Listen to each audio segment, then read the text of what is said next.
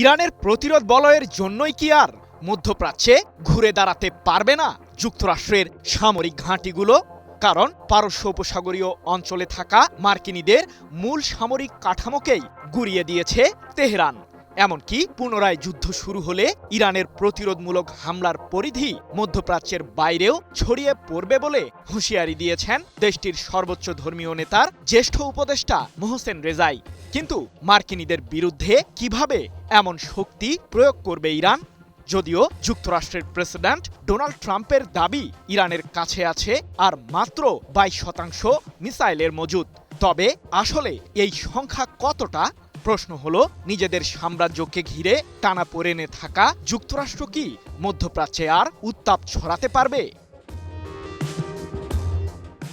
টানা 2 দশকেরও বেশি সময় ধরে মধ্যপ্রাচ্যে বিভিন্ন ধরনের সামরিক অভিযান পরিচালনা করতে বিশেষ একটি ঘাঁটি ব্যবহার করত যুক্তরাষ্ট্র। কাতারে অবস্থিত আল উদেইদ সামরিক ঘাঁটিটি পারস্য উপসাগরীয় অঞ্চলে থাকা মার্কিনীদের সবচেয়ে বড় সামরিক স্থাপনা। এখান থেকে মার্কিন কেন্দ্রীয় কমান্ড সাম্প্রতিক সময়ে ইরানের বিরুদ্ধে আগ্রাসন ছড়িয়েছে। তবে ট্রাম্পের জন্য হতাশার খবর হলো, ইরানের ছোড়া ক্ষেপণাস্ত্র হামলার ফলে পুরোপুরি অকার্যকর হয়ে পড়েছে আল উদেইদ সামরিক ঘাঁটিটি। জানা গেছে, সাম্প্রতিক যুদ্ধের প্রথমার্ধেই কাতারে অবস্থিত মার্কিন ওই সামরিক ঘাঁটির কম্বাইন্ড এয়ার অপারেশন সেন্টারকে লক্ষ্য করে দফায় দফায় মিসাইল হামলা চালায় ইরান, যার কারণে মারাত্মক ক্ষতিগ্রস্ত হয়েছে আল উদেইদ সামরিক ঘাঁটির মূল স্থাপনাটি। যদিও এই যুদ্ধ শুরুর আগে ইরানের সামরিক শক্তির বিষয়টি টের পেয়েই আল উদেইদ সামরিক ঘাঁটি থেকে নিজেদের সেনাদের অন্যত্র সরিয়ে নেয় যুক্তরাষ্ট্র। আফগানিস্তান, ইরাক, সিরিয়া এবং ইয়েমেনের বিরুদ্ধেও একই ঘাঁটি ব্যবহার করে নিজেদের আগ্রাসী রূপ দেখিয়েছিল মার্কিন কেন্দ্রীয় কমান্ড। তবে ইরানের সফল হামলার পর বিশ্লেষকরা দাবি করেছেন যে এই যুদ্ধের সাহায্যে মধ্যপ্রাচ্যে থাকা যুক্তরাষ্ট্রের মূল ভিত্তিকেই নড়বড়ে করে দিয়েছে তেহরান। 6 জুন এক প্রতিবেদনে বিষয়টি নিশ্চিত করেছে ইরান ভিত্তিক সংবাদ মাধ্যম মেহের নিউজ এজেন্সি। এদিকে পশ্চিমা সংবাদ মাধ্যমগুলোর দাবি, সাম্প্রতিক যুদ্ধে মধ্যপ্রাচ্যের 8টি দেশে থাকা যুক্তরাষ্ট্রের কমপক্ষে 20টি সামরিক ঘাঁটিকে ধ্বংস করেছে ইরান। ঠিক এ কারণেই কি এখন ইরানের বিরুদ্ধে পেশি শক্তি প্রয়োগ করতে পারছে না মার্কিন কেন্দ্রীয় কমান্ড? ইসরায়েলের প্রধানমন্ত্রী বেনিয়ামিন নেতানিয়াহুর উস্কানিতে সাড়া দিয়ে ইরানের বিরুদ্ধে হামলা চালিয়ে যেন নিজের বিপদ নিজেই ডেকে এনেছেন ট্রাম্প। তাই তো সম্প্রতি মার্কিন শাসক বেশ অনুশোচনার সুরেই জানিয়েছেন যে ইরানের বিরুদ্ধে এই যুদ্ধে জড়ানো মোটেও উচিত হয়নি যুক্তরাষ্ট্রের, যা একটি ভুল সিদ্ধান্ত ছিল বলেই দাবি ট্রাম্পের। যদিও এপ্রিলের পর টানা 1 মাসেরও বেশি সময় যুদ্ধের ময়দান শান্ত থাকার পর সম্প্রতি কয়েক দফায় ইরানের বন্দর আব্বাস ও কেশম দ্বীপকে লক্ষ্য করে হামলা চালিয়েছে যুক্তরাষ্ট্র। পাল্টা জবাবে অবশ্য বাহরাইনে থাকা মার্কিন 5ম নৌবহরের সদর দপ্তর এবং কুয়েতের আলী আল সালেম সামরিক ঘাঁটিকে লক্ষ্য করে সতর্কতামূলক হামলা চালানোর দাবি করে তেহরান। তাই তো ইরানের সর্বোচ্চ প্রতিরক্ষা বাহিনী আইআরজিসির সাবেক প্রধান ও দেশটির সর্বোচ্চ ধর্মীয় নেতার জ্যেষ্ঠ উপদেষ্টা মোহসেন রেজাই বলেছেন, শত্রুরা জানে আলোচনার খরচ যুদ্ধের চেয়ে অনেক কম। তবে এরপরও যদি যুক্তরাষ্ট্র আমাদের বিরুদ্ধে সামরিক পদক্ষেপের পথকে বেছে নেয়, তবে তাদেরকে কঠোর শাস্তির মুখোমুখি করবে তেহরান।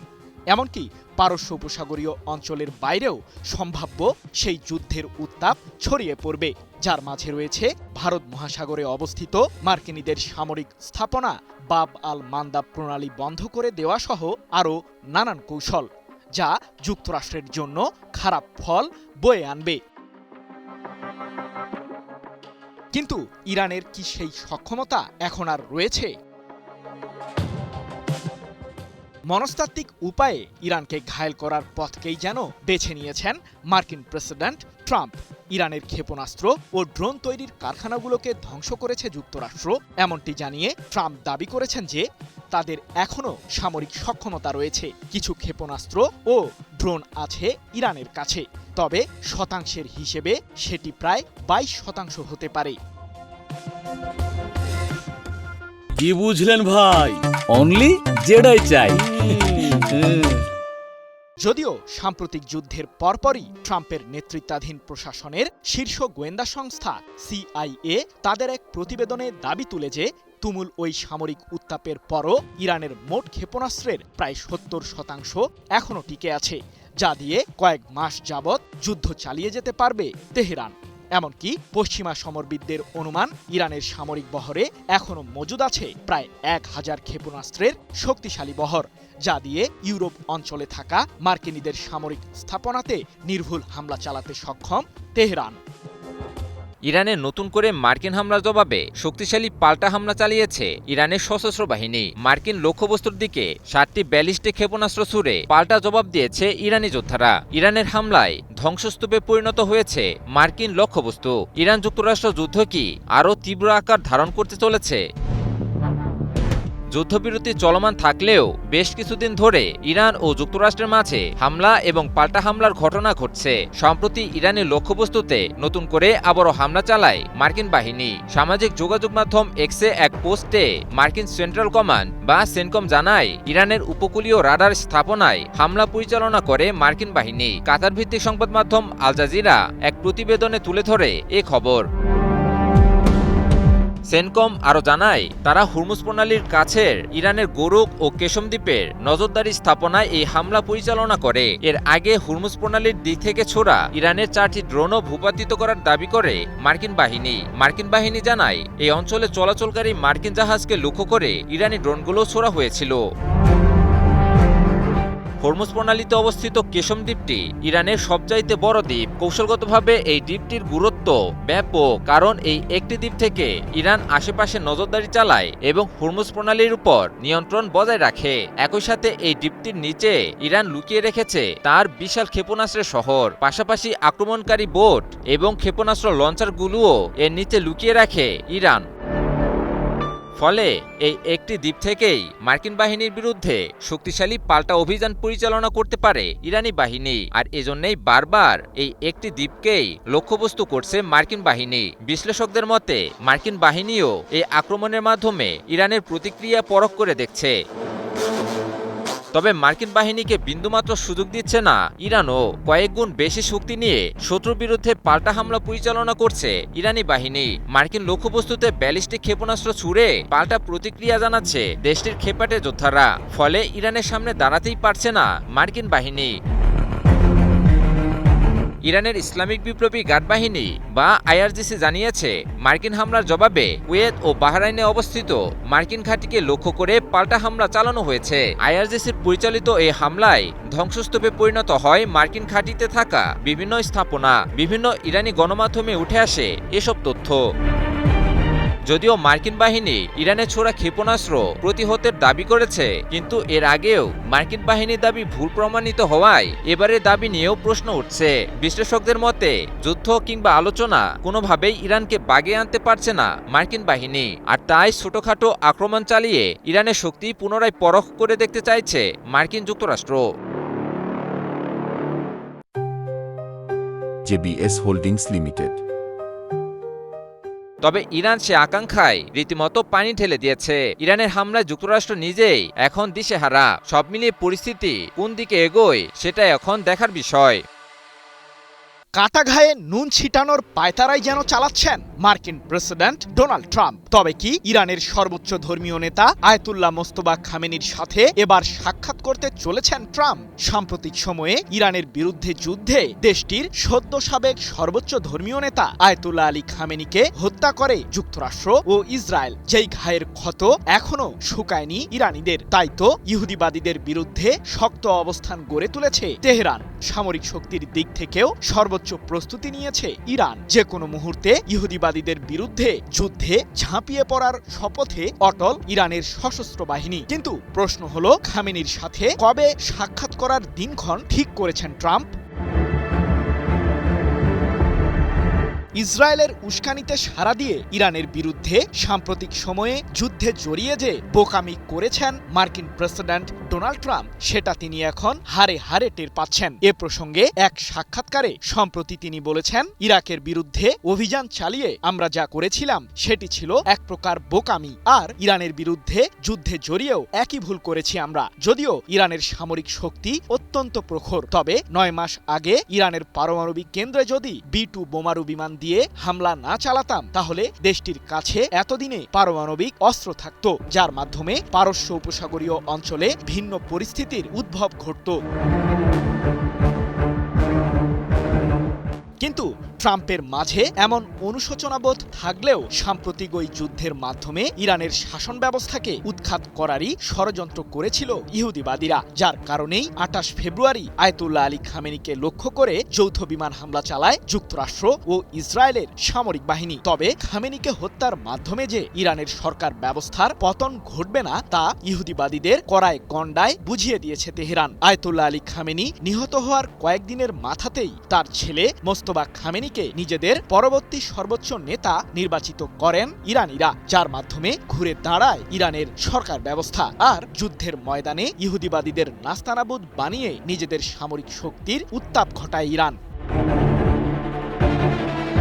এবার সেই মোস্তফা খামেনির সাক্ষাৎ নেওয়ার জন্যই যেন উদ্গ্রীব হয়ে আছেন মার্কিন শাসক। ইরানের নতুন সর্বোচ্চ ধর্মীয় নেতার সাথে দেখা করলে সম্মানিত বোধ করব, এমনটি জানিয়ে ট্রাম্প বলেছেন, বিভিন্ন জটিল ইস্যুতে যদি যুক্তরাষ্ট্র ইরান চূড়ান্ত চুক্তিতে পৌঁছায়, তবে আমি মোস্তফা খামেনির সাথে সাক্ষাৎ করব, এতে আমার কোনো আপত্তি নেই। এমনটি হলে আমি সম্মানিত বোধ করব। 5 জুন এক প্রতিবেদনে বিষয়টি নিশ্চিত করেছে ইরানের রাষ্ট্রীয় সম্প্রচার মাধ্যম প্রেস টিভি।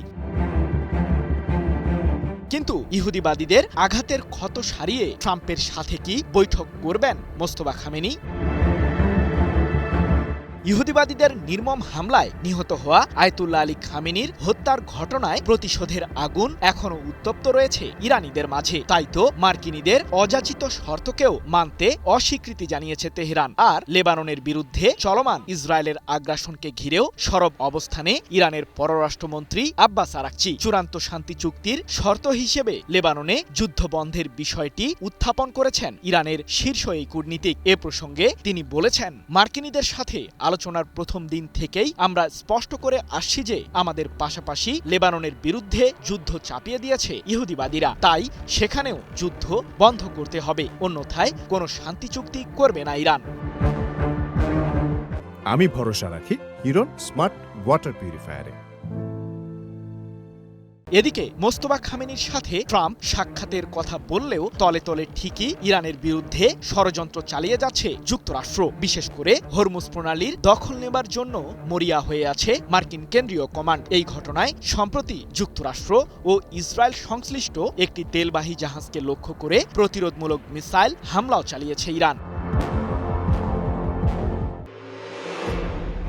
মার্কিন যুক্তরাষ্ট্র ও ইরানের মধ্যকার চলমান আলোচনা কি শেষ পর্যন্ত একটি চুক্তিতে গিয়ে পৌঁছবে, নাকি নতুন কোনো সংকটের দিকে মোড় নেবে? এই প্রশ্ন এখন আন্তর্জাতিক কূটনীতির অন্যতম আলোচিত বিষয়। কারণ পরিস্থিতি এমন পর্যায়ে পৌঁছেছে যেখানে উভয় পক্ষের ওপরই দ্রুত সিদ্ধান্ত নেওয়ার চাপ ক্রমেই বাড়ছে।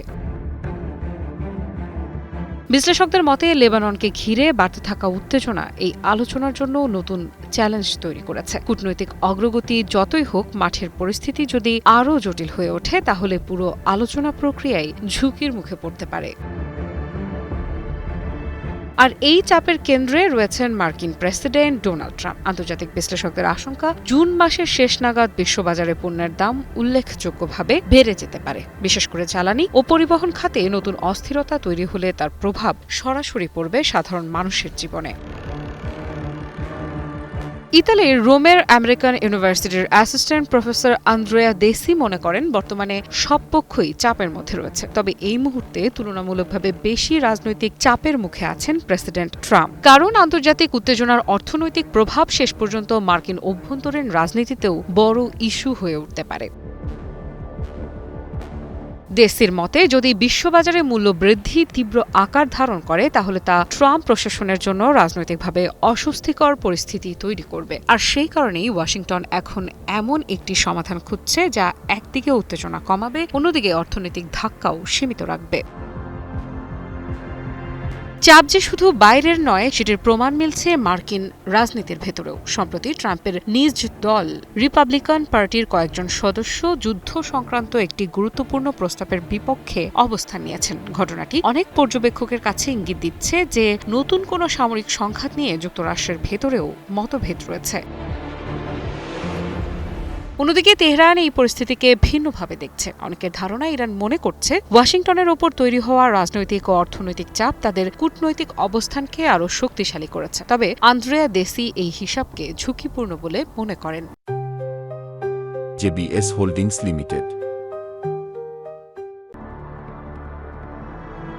তার মতে পরিস্থিতিকে অতিরিক্ত আত্মবিশ্বাসের সঙ্গে দেখা ইরানের জন্যও বিপজ্জনক হতে পারে, কারণ আলোচনা টেবিলে অগ্রগতি থাকলেও দুই দেশের মধ্যে অবিশ্বাস এখনো গভীর। আর সেই অবিশ্বাস থেকে যে কোনো সময় নতুন উত্তেজনা সৃষ্টি হওয়ার সম্ভাবনাও উড়িয়ে দেওয়া যাচ্ছে না। তবে কি রাশিয়ার সাথে যুদ্ধ করে ক্লান্ত হয়ে পড়ল ইউক্রেন? এবার কি রাশিয়ার দাবি মেনে নিয়েই যুদ্ধ থেকে সরে দাঁড়াতে চলেছে দেশটি? ধীরে ধীরে পশ্চিমা দেশগুলোও কি ইউক্রেন ইস্যুতে মুখ ফিরিয়ে নিচ্ছে? রাশিয়া ইউক্রেন যুদ্ধ কি তবে শেষ হতে চলেছে? দীর্ঘ 4 বছরেরও বেশি সময় ধরে চলা যুদ্ধে তাহলে জয়ী হলো কে? যুদ্ধ বন্ধের লক্ষ্যে রুশ প্রেসিডেন্ট ভ্লাদিমির পুতিনের সঙ্গে সরাসরি বৈঠকের প্রস্তাব দিয়েছেন ইউক্রেনের প্রেসিডেন্ট ভলোদিমির জেলেনস্কি। সম্প্রতি রুশ প্রেসিডেন্টকে পাঠানো এক খোলা চিঠিতে এ প্রস্তাব দেন ইউক্রেনীয় প্রেসিডেন্ট। প্রশ্ন হলো, হঠাৎ করে জেলেনস্কি কেন পুতিনের সঙ্গে সরাসরি বৈঠকের প্রস্তাব দিলেন? ইউক্রেনের প্রেসিডেন্টের কার্যালয় জানিয়েছে, রাশিয়ার সঙ্গে দীর্ঘস্থায়ী এবং রক্তক্ষয়ী সংঘাতের অবসান দেখতে চায় তারা শান্তি প্রতিষ্ঠা করতে চায়। চিঠিতে জেলেনস্কি দাবি করেন, রাশিয়ায় ইউক্রেনের ক্ষেপণাস্ত্র ও ড্রোন হামলা, মূল্যস্ফীতি এবং জ্বালানি সংকটে দেশটির বেশিরভাগ মানুষ ক্লান্ত হয়ে পড়েছে। ইউক্রেন এর অবসান দেখতে চায় এবং শান্তি চায়। ব্রিটিশ সংবাদ মাধ্যম বিবিসি এক প্রতিবেদনে তুলে ধরে এ খবর। ইরান ইস্যুর দিকে ইঙ্গিত দিয়ে জেলেনস্কি বলেন, বর্তমানে যুক্তরাষ্ট্রের মনোযোগ সম্পূর্ণভাবে ইরান সংকটের দিকে রয়েছে। তাই ইউরোপের যুদ্ধ আবারও যুক্তরাষ্ট্রের প্রধান আলোচ্য বিষয় হওয়ার অপেক্ষায় বসে থাকতে চাইছে না তার দেশ। জেলেনস্কির মতে শান্তির পথ শুরু হতে হবে যুদ্ধের সামনের সারি বা ফ্রন্টলাইন থেকেই। অর্থাৎ এবার যুক্তরাষ্ট্রের ছায়া থেকে বেরিয়ে নিজেদের পথ নিজেরাই দেখতে চাইছে তারা। জেলেনস্কি আরও বলেন, রাশিয়া ইউক্রেন আলোচনা চলাকালে পূর্ণ যুদ্ধবিরতি কার্যকর করতে হবে, যা আন্তর্জাতিকভাবে স্বাভাবিক ও প্রচলিত পদ্ধতি। একই সঙ্গে তিনি সতর্ক করে দিয়ে বলেন, শান্তি প্রতিষ্ঠার উদ্যোগ না নিলে ইউক্রেন লড়াই চালিয়ে যাবে। রুশ প্রেসিডেন্টকে উদ্দেশ্য করে পাঠানো চিঠিটি যুক্তরাষ্ট্রসহ আরও কয়েকটি দেশেও পাঠানো হয়েছে বলে জানিয়েছে ইউক্রেনের প্রেসিডেন্টের কার্যালয়। এদিকে ইউক্রেনীয় প্রেসিডেন্টের পাঠানো চিঠির প্রতিক্রিয়ায় রুশ প্রেসিডেন্টের কার্যালয় ক্রেমলিন জানিয়েছে, তারা জেলেনস্কির চিঠি দেখেছে এবং বিষয়টি সম্পর্কে পুতিনকে অবহিত করা হবে। আমি ভরসা রাখি হিরন স্মার্ট ওয়াটার পিউরিফায়ারে। অন্যদিকে ইউক্রেনের পররাষ্ট্রমন্ত্রী আন্দ্রি সিবিহা সামাজিক যোগাযোগ মাধ্যম এক্সে জানান, চিঠিটি কূটনৈতিক চ্যানেলের মাধ্যমেও আনুষ্ঠানিকভাবে পাঠানো হবে। তিনি বলেন, আমরা এই প্রস্তাবের একটি অর্থবহ জবাব আশা করছি। যুদ্ধ শেষ করার সময় এসেছে, এখন শান্তিকে বেছে নেওয়ার সময়।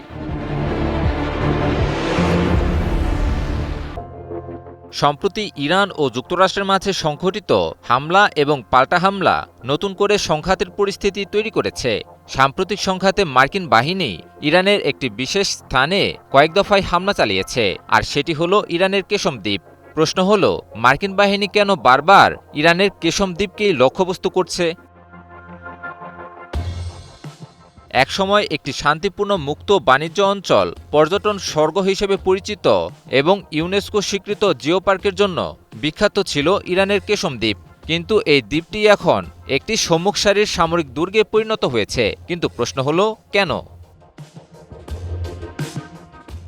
পারস্য উপসাগরের হুরমুজ প্রণালীর কাছে অবস্থিত কেশম দ্বীপটি হল ইরানের বৃহত্তম দ্বীপ। প্রায় 1445 বর্গ কিলোমিটার এলাকা জুড়ে বিস্তৃত এই দ্বীপটি থেকেই বিশ্বের সবচেয়ে গুরুত্বপূর্ণ জ্বালানি সরবরাহকারী জলপথ হরমুজ প্রণালীর প্রবেশপথকে নিয়ন্ত্রণ করে ইরান। ফলে দ্বীপটির কৌশলগত গুরুত্ব ব্যাপক। দ্বীপটির অনন্য ভৌগোলিক অবস্থান এবং অত্যন্ত সুরক্ষিত অবকাঠামো সহ আরও বেশ কিছু কারণের জন্য এটিকে মার্কিন সামরিক বাহিনীর প্রধান লক্ষ্যবস্তুতে পরিণত করেছে। এর মাঝে রয়েছে শক্তিশালী ভূগর্ভস্থ নেটওয়ার্ক, মাটির নিচে লুকানো ক্ষেপণাস্ত্রের শহর, কৌশলগত হরমুজ প্রণালীর নিয়ন্ত্রণ এবং শত্রুর বিরুদ্ধে দ্রুত পাল্টা প্রতিশোধ চালানোর সুযোগ, যা দ্বীপটিকে করে তুলেছে অনন্য। কেশম দ্বীপ ইরানের জন্য একটি অডুবন্ত বিমানবাহী রণতরী হিসেবে কাজ করে। এর ভূগর্ভস্থ নেটওয়ার্ক এবং গোলক ধাঁধার মতো বিস্তৃত লবণাক্ত গুহাগুলোতে অত্যন্ত সংবেদনশীল উপকূলীয় ক্ষেপণাস্ত্র ব্যবস্থা এবং দ্রুত আক্রমণকারী নৌকা গোপনে লুকিয়ে রাখা হয়েছে, যা প্রয়োজনের সময় ব্যবহারের মাধ্যমে ইরান হয়ে ওঠে অপ্রতিরোধ্য।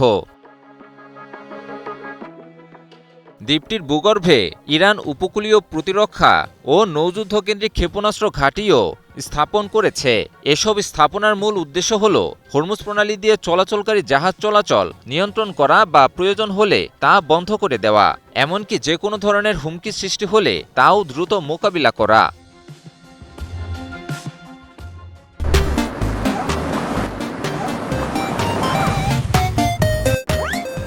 কৌশলগত হরমুজ প্রণালী হল বিশ্বের প্রায় 20% জ্বালানি সরবরাহকারী একটি জলপথ।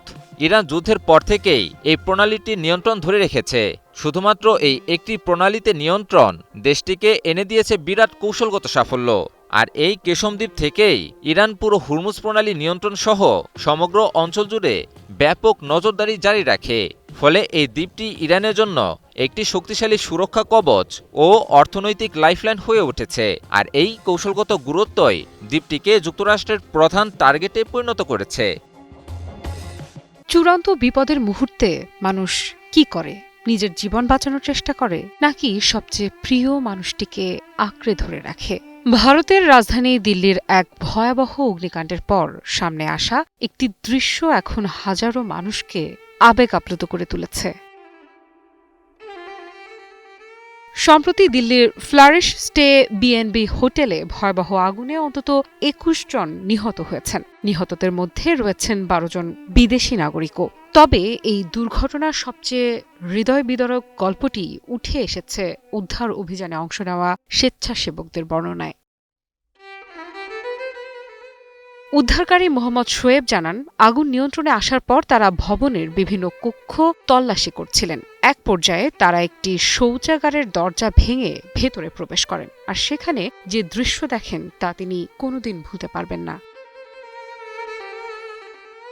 তার ভাষ্য অনুযায়ী একটি দম্পতির মরদেহ একে অপরকে শক্ত করে জড়িয়ে থাকা অবস্থায় পাওয়া যায়। নারীটি কমোডে বসেছিলেন আর পুরুষটি পাশের একটি চেয়ারে বসে তাকে আলিঙ্গন করে রেখেছিলেন। ধারণা করা হচ্ছে আগুনের শিখা নয়, বরং বিষাক্ত ধোঁয়া থেকে বাঁচতেই তারা শৌচাগারে আশ্রয় নিয়েছিলেন, কিন্তু শেষ পর্যন্ত সেখানেই তাদের জীবন থেমে যায়।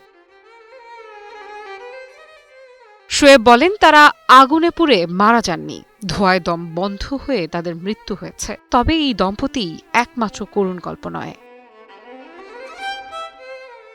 উদ্ধারকারীরা ভবনের রিসেপশন এলাকার কাছ থেকে এক তরুণীর ঝলসে যাওয়া মরদেহ উদ্ধার করেন। আরেক জায়গায় পাওয়া যায় হুইল চেয়ারে বসে থাকা এক ব্যক্তির নিথর দেহ।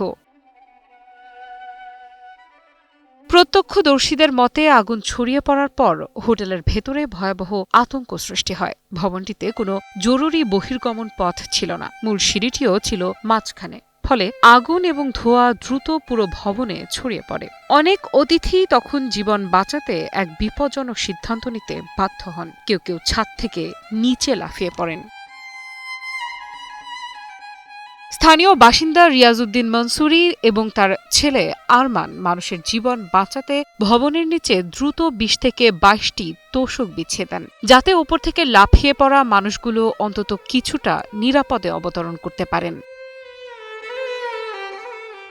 এই কাজে তাদের প্রায় 2 লাখ রুপির ক্ষতি হলেও তারা বলেন, মানুষের জীবন বাঁচানোই তখন সবচেয়ে গুরুত্বপূর্ণ ছিল। প্রাথমিক তদন্তে জানা গেছে, বুধবার সকাল 8:30টার দিকে হোটেলের বেসমেন্টে শর্ট সার্কিট থেকে আগুনের সূত্রপাত হয়। সে সময় অধিকাংশ অতিথি ঘুমিয়েছিলেন। কয়েক মিনিটের মধ্যেই ধোঁয়া পুরো ভবনকে গ্রাস করে। পরে 17টি ফায়ার সার্ভিস ইউনিট ঘটনাস্থলে পৌঁছে আগুন নিয়ন্ত্রণে আনে এবং অন্তত 58 জনকে উদ্ধার করে হাসপাতালে পাঠায়। তদন্তে আরও চাঞ্চল্যকর তথ্য সামনে এসেছে। হোটেলটিতে অগ্নি নিরাপত্তার প্রয়োজনীয় অনুমোদন ছিল না। মাত্র 6টি কক্ষ পরিচালনার অনুমতি থাকলেও সেখানে 25টি কক্ষ চালানো হচ্ছিল বলে অভিযোগ উঠেছে। ঘটনার পর হোটেলের মালিককে গ্রেফতার করেছে পুলিশ। জিজ্ঞাসাবাদে তিনি জানিয়েছেন, আগুন লাগার পর আতঙ্কিত হয়ে নিজের জ্বলন্ত হোটেলের সামনে দিয়েই গাড়ি চালিয়ে সেখান থেকে চলে যান তিনি। তবে এই পুরো ট্র্যাজেডির মধ্যে সবচেয়ে বেশি মানুষের হৃদয় ছুঁয়ে গেছে সেই দম্পতির গল্প। যখন চারদিকে আগুন, ধোঁয়া আর মৃত্যু ভয় ঘিরে ধরেছিল, তখনও তারা একে অপরের হাত ছাড়েননি। শেষ মুহূর্ত পর্যন্ত শক্ত করে জড়িয়েছিলেন। আর হয়তো সেই দৃশ্যই এই দুর্ঘটনার সবচেয়ে স্পর্শকাতর স্মৃতি হয়ে থাকবে।